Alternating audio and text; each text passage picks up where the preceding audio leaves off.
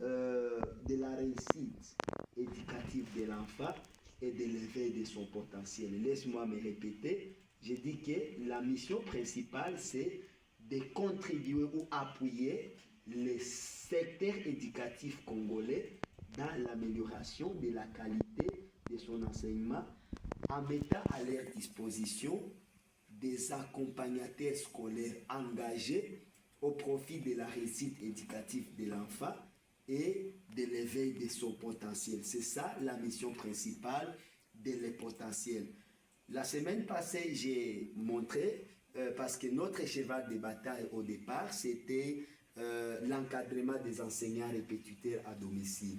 Alors, nous avons remarqué qu'il y a beaucoup de dérapages dans les services de répétitorat. Et ce n'est pas nous-mêmes qui l'avons remarqué, mais c'est depuis que nous sommes accompagnés par le ministère de l'Éducation au travers son Excellence Madame Geneviève Mizumbi Namutondo. En tout cas, là où elle se trouve, honneur à elle, parce que c'est bien elle qui cause à ce que le potentiel progresse jusqu'à maintenant. En tout cas, son Excellence nous avait demandé de contacter les organes techniques du ministère de l'Éducation afin d'éviter tous les dérapages dans les programmes de l'enseignement, mais également les antivaleurs qui sont constatés en milieu extrascolaire. Par exemple, il y avait le kidnapping, il y avait les violences. Vous mettez un répétiteur qui n'est pas identifié. Ensuite, finalement, vous allez remarquer qu'il a violé une fille au sein de la clôture. Il est arrivé dans la famille. Le téléphone est porté disparu. Vous savez que quelqu'un qui travaille dans votre maison, c'est comme quelqu'un de la famille. Alors, quelqu'un qui n'est pas identifié, tous ces antivaleurs ont été constatés. Alors, nous avons eu la mission d'identifier, enrôler, mais également former ces répétiteurs à domicile.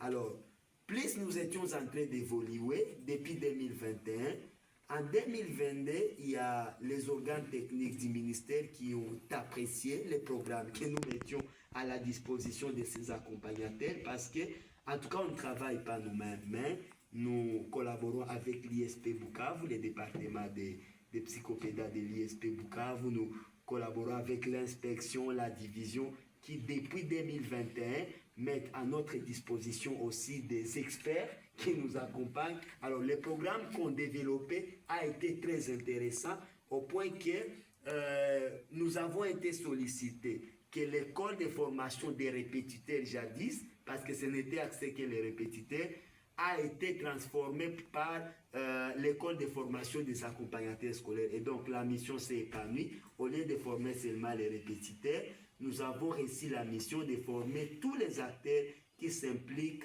dans la réussite éducative de l'enfant et nous avons été recommandés de les rendre professionnels et performants. C'est ainsi que vous remarquez que même les comités de parents viennent d'être concernés par ça. Mais jadis, ils n'étaient pas concernés. On concernait que seulement les répétiteurs.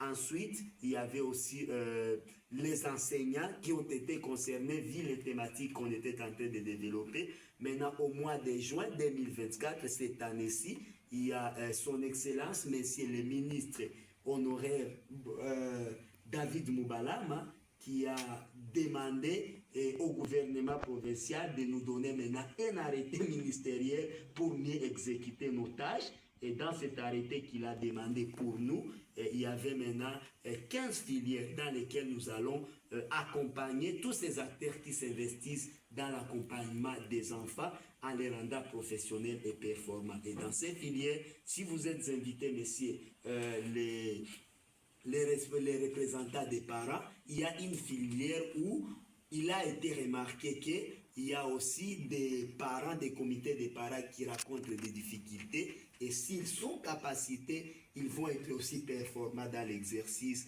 de leur mission en accompagnant les écoles de notre pays. En grosso modo, c'est ça. Et donc, il y a aussi même d'autres filières que vous allez remarquer dès qu'on va s'échanger. Mais aujourd'hui, nous parlons de l'accompagnement des comités des parents. Ça, c'est l'une des 15 filières qui ont été acceptées par les gouvernements provinciaux de la province du Sud Kivu.